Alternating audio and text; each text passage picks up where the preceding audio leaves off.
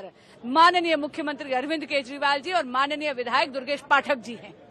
एक बार फिर जो घटना हुई है ओल्ड रविंद्र नगर में, जिसमें 3 मासूम बच्चों को अपनी जान देनी पड़ी है, उसका कारण सिर्फ एक ही है, अरविंद केजरीवाल की नाकामी, अरविंद केजरीवाल का भ्रष्टाचार। जिस प्रकार से जो खबर लगी है कि बच्चे और वहां के लोकल रेजिडेंट कई दिन से कह रहे थे कि यहाँ का ड्रेनेज को आप साफ करिए, यहाँ पानी बहुत भर रहा है, लेकिन वहां के विधायक और अरविंद केजरीवाल की सरकार ने उसको अनसुना किया। अभी 3 दिन पहले ही एक बच्चे की जान गई जो यूपीएससी का छात्र था। पटेल नगर के अंदर ऐसी ही घटना, करंट लगने से, पानी की वजह से, जहां वो करंट आया उसकी वजह से उसको जान गई। ये हत्या है। हमारा मानना ये है कि ये घटना नहीं, यहाँ पे जो भी बच्चे मरे हैं ये इस हत्या है। इसलिए मांग करता हूं लेफ्टिनेंट गवर्नर साहब से कि जो कोई भी व्यक्ति है इसका जिम्मेवार है, उसके ऊपर क्रिमिनल नेग्लिजेंसी का केस बनना चाहिए, हत्या का केस बनना चाहिए, ये होना चाहिए। और आतिशी जी, ये जो आप सिर्फ चिट्ठी का खेल करते हो, इससे काम नहीं चलने वाला। इस खबर को लेकर इंडिया न्यूज संवाददाता आयुष ज्यादा अपडेट के साथ जुड़ गए हैं मेरे साथ। आयुष, घटना घट चुकी है, 3 स्टूडेंट्स जान गंवा चुके हैं। अब नाराज जो छात्र हैं, साथ में जो कोचिंग कर रहे थे, वो सड़कों पर आ गए। दिल्ली पुलिस के लिए सरदर्द है, उन्हें हटाना भी है, जांच को आगे बढ़ाना भी है। बाकी सियासत अपनी जगह है। बीजेपी, आम आदमी पार्टी एक दूसरे पर आरोप प्रत्यारोप लगा रही है। मुझे ये बताइए, अलग अलग थियरी इस पूरे मामले पर सामने आ रही है। कोई कह रहा है पानी में डूबने की वजह से जान चली गई, कोई कह रहा है पानी में करंट दौड़ा इसकी वजह से जान चली गई, कोई कह रहा है कोचिंग सेंटर में बायोमेट्रिक सिस्टम था इन और आउट के लिए, यानी कि अंदर जाना या बाहर जाना वो बायोमेट्रिक सिस्टम पर डिपेंड करता था, जो उस वक्त काम नहीं किया, जिसकी वजह से स्टूडेंट फंस गए और जान चली गई। सच्चाई क्या है? अब तक की जांच में सामने क्या आया?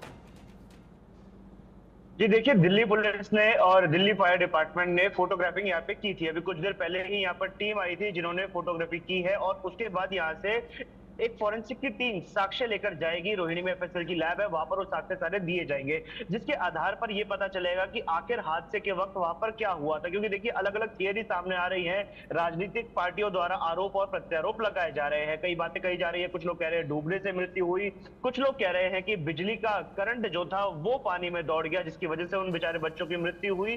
तीसरी थ्योरी सामने आ रही है बायोमेट्रिक लॉक वाली। हालांकि अभी तक जो बाहर के विजुअल्स हमने देखे हैं, क्योंकि अंदर जाने नहीं दिया जा रहा है, काफी पहले ही बैरिकेडिंग कर दी गई है, वहां पर हमने देखा है कि ऐसा कोई बायोमेट्रिक सिस्टम फिलहाल नजर नहीं आ रहा है। और था भी तो वो ज्यादा अटेंडेंस के लिए होगा, यानी अंदर आने और अंदर वहां से बाहर जाने के लिए आप अटेंडेंस जब मार्क कर देंगे, उसके लिए बायोमेट्रिक सिस्टम होगा। उसका दरवाजा खुलने से या दरवाजा बंद होने से कोई लेना देना फिलहाल नजर नहीं आ रहा। जहां तक बात है करंट की, तो देखिए करंट की संभावना हो सकती है, क्योंकि बताया ये गया कि 2 से 3 मिनट के अंदर ही ये पानी बेसमेंट के अंदर भरना शुरू हो गया था। यानी 2 से 3 मिनट काफी थे उस पानी को 2-3 फुट तक जाने के लिए। और ऐसे में जब बेसमेंट पे पावर स्विचेस होते हैं तो वो नीचे की तरफ लगे होते हैं, यानी इंसान के घुटने जहां तक जाते हैं वहां पर पावर स्विचेस की हाइट होती है। अगर पानी वहां तक पहुंच जाए और बिजली ना काटी जाए तो उन पावर स्विचेस के थ्रू भी करंट फैल सकता है। तो इस बात से भी इंकार नहीं किया जा सकता कि करंट वहां पर था या नहीं। दूसरी थ्योरी जो है कि बच्चों को बाहर निकलने का समय नहीं मिला, ये सबसे ज्यादा प्रभावशाली इसीलिए है क्योंकि बताया जा रहा है कि जब सीवर और नाली का पानी अंदर गया था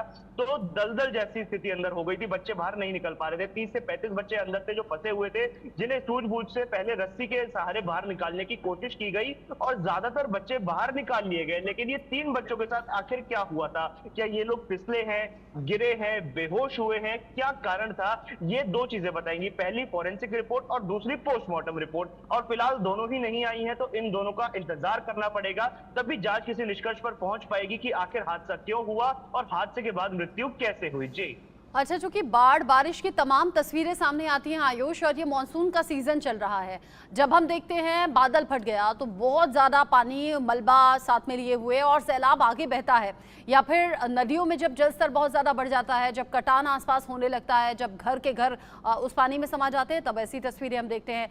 लेकिन शहरों में क्या होता है, धीरे धीरे पानी बढ़ता है, फिर वो घर, मकान, दुकान के अंदर घुसता है। यहाँ पर इतनी तेज़ी से पानी कैसे आया आयुष? देखिए, इसमें एक बात कही जा रही है कि नाली या जो यहाँ पर सीवर है वो टूटा और उसके बाद पानी भरभराकर एक ही बार में बेसमेंट के अंदर चला गया और महज 2 से 3 मिनट के अंदर ही बेसमेंट में वो कीचड़ जैसा पानी भरना शुरू हो गया। हालांकि दूसरी बात ये कही जा रही है कि रोड से पानी गया है, लेकिन देखिए जो विजुअल हमने देखा और हम अपने दर्शकों को दिखा भी रहे हैं कि ये हादसा होने से पहले की जो तस्वीर थी, लोग जो है यहाँ से मशक्कत करते हुए इस सड़क से निकल रहे थे। हालांकि फिलहाल ये सड़क सूख चुकी है क्योंकि कल शाम से दोबारा बारिश यहाँ पर नहीं हुई है, लेकिन बारिश का जो मंजर था यहाँ पर जब देखने को मिला तो लोगों के घुटने तक पानी भरा हुआ था, यानी 2 व्हीलर तक यहाँ से निकलने मुश्किल हो गए थे। ऐसे में वो पानी एक साथ अंदर गया है, नाली के सहारे अंदर गया है। और दुर्गेश पाठक ने जो अपना बयान दिया था, उन्होंने बात बताई थी मीडिया के सामने। उन्होंने बोला था कि ये जो इलाका जहां पर हम मौजूद है ये ढलान का इलाका है, यानी इस पूरे इलाके का पानी यहाँ से होते हुए मुख्य नाले की ओर जाता है, यानी जो मेन ड्रेनेज है, मेन सीवेज है, वहां तक जाता है। तो जो वाटर टेंशन जिसे हम कहते हैं कि एक जगह पर पानी इकट्ठा हो गया और उसने उस सीवर को या नाली को तोड़ा और वो एक साथ अंदर चला गया इस बेसमेंट की खिड़कियां तोड़ते हुए। जी, जांच कब तक पूरी हो जाएगी आयुष, क्योंकि जांच टीम आप कह रहे हैं अलग अलग पहुंची हैं और अलग अलग तरीके से इस पूरे मामले को इन्वेस्टिगेट किया जा रहा है। एक तो पोस्टमार्टम रिपोर्ट भी है जिससे साफ हो जाएगा कि क्या वजह रही इन 3 स्टूडेंट्स की जान जाने की, लेकिन ये जो फॉरेंसिक टीम, दिल्ली पुलिस की टीम और बाकी टीम पहुंची हैं, इनकी जांच कब तक पूरी होगी? देखिए जांच का दायरा काफी बड़ा होने वाला है। जांच अलग अलग आधारों पर बेस्ड होगी। जैसे अभी आपने बहुत अच्छी बात कही थी कि आखिर मृत्यु का कारण क्या था, सबसे पहले ये जानना जरूरी है, बिल्कुल ये जानना जरूरी है। और इसके लिए देखिए अलग अलग पहलू पर दिल्ली पुलिस की अलग अलग टीमें जांच करेगी। स्पेशल टीम भी हो सकता है इस पूरे मामले के लिए बनाई जाए, क्योंकि अभी तक ऐसी कोई टीम फिलहाल बनाई नहीं गई है, लेकिन इंतजार किया जा रहा है क्योंकि बहुत बड़ा ये मामला है। और जिस प्रकार से यहाँ पर प्रदर्शन चल रहे हैं तो किसी भी प्रकार की यहाँ पर लापरवाही दिल्ली पुलिस नहीं बरत सकती। यहाँ पर पहला एंगल ये होगा कि आखिर पानी अंदर कैसे पहुंचा और इसमें गलती किसकी थी। दूसरा एंगल यहाँ पर ये होने वाला है कि पानी जब अंदर पहुंचा तो क्या कारण थे जिसकी वजह से बच्चे बाहर नहीं आ पाए, क्योंकि ये बेसमेंट था, बेसमेंट काफी बड़ा था, लेकिन निकलने का रास्ता सिर्फ एक था, वो भी सीढ़ियां, और उन्हीं सीढ़ियों के सहारे अंदर भी आया जाता था और उन्हीं सीढ़ियों से बाहर भी जाया जाता था। यानी पानी जो पहुंचा है वो सीढ़ियों के रास्ते भी पहुंचा है, तो ऐसे में बच्चों का बाहर निकलना मुश्किल था। चौथी जो जांच की बात होगी वो ये कि क्या करंट रीच कर पानी के माध्यम से बच्चों तक पहुंचा, बच्चों को करंट के झटके लगे जिसकी वजह से कुछ बच्चे बेहोश हो गए। चौथी बात ये होगी जब खिड़कियां तोड़कर पानी अंदर गया तो क्या वो खिड़की जो टुकड़े थे, वो जो कांच का टुकड़ा था, वो किसी बच्चे के सर पर लगा हो, किसी की गर्दन पर लगा हो, जिसकी वजह से वो बच्चा वहां पर गिर गया हो, बेहोश हो गया हो, क्या कुछ कारण थे, ये सब फॉरेंसिक रिपोर्ट और इस पूरे जांच की जब रिपोर्ट आ जाएगी और पोस्टमार्टम रिपोर्ट जब आ जाएगी इसके बाद ही पता चल पाएगा। जी, पोस्टमार्टम रिपोर्ट पर बहुत चीज़ें टिकी हुई हैं और जैसा आपने अभी बहुत डिटेल में समझाया कि कौन कौन से रीज़न हो सकते हैं जिसकी वजह से जान जाए। आयुष आप रहिएगा, क्योंकि हादसा बड़ा है और आपने कहा जांच अब बहुत विस्तार से होगी, जो कि ज़रूरी भी है। नाराज छात्र भी हैं और एकदम बेबस, निराश, और सबसे बड़ी बात इस दुख में परिवार भी हैं कि उनके अपने घर के चिराग अचानक से कैसे बुझ गए। ये होनहार छात्र थे जो यूपीएससी एग्जाम की तैयारी कर रहे थे, आईएएस ऑफिसर बनना इनका सपना था। एक साथ 6 तस्वीरें हम दिखा देते हैं कैसे हादसा हुआ और कैसे अभी तक का अपडेट इस पर सामने आ रहा है, साथ ही साथ सियासत भी हो रही है।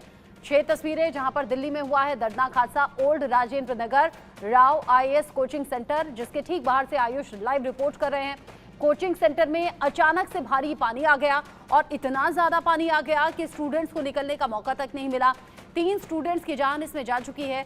मजिस्ट्रेट जांच के आदेश इसमें दे दिए गए हैं। दिल्ली सरकार में मंत्री आतिशी ये कह रही हैं जल्द से जल्द रिपोर्ट सामने आएगी और हम सच का पता लगाएंगे, जो भी कसूरवार होगा उसे बख्शा नहीं जाएगा। छात्रों का विरोध प्रदर्शन, सड़कों पर आ गए हैं छात्र और उनका कहना यह है इस पूरे मामले की जांच हो, क्योंकि इन 3 स्टूडेंट्स की तरह ही सैकड़ों ऐसे स्टूडेंट्स हैं, हजारों ऐसे स्टूडेंट्स हैं जो दिल्ली एनसीआर में रहकर इस तरह की कोचिंग ले रहे हैं या भविष्य की तैयारियां कर रहे हैं। मौत पर सियासत भी खूब हो रही है, हालांकि दुखद भी है, जहां बीजेपी आम आदमी पार्टी पर और आम आदमी पार्टी बीजेपी पर आरोप प्रत्यारोप लगा रही है। और सबसे बड़ी बात यह, दिल्ली पुलिस को वजह भी पता लगानी होगी किस वजह से स्टूडेंट्स की जान गई है। और सबसे बड़ी बात यह, इस मामले में 2 गिरफ्तारियां हुई हैं, जो इस कोचिंग सेंटर का मालिक है और कोऑर्डिनेटर है। 2 गिरफ्तारियां अब तक हो चुकी हैं।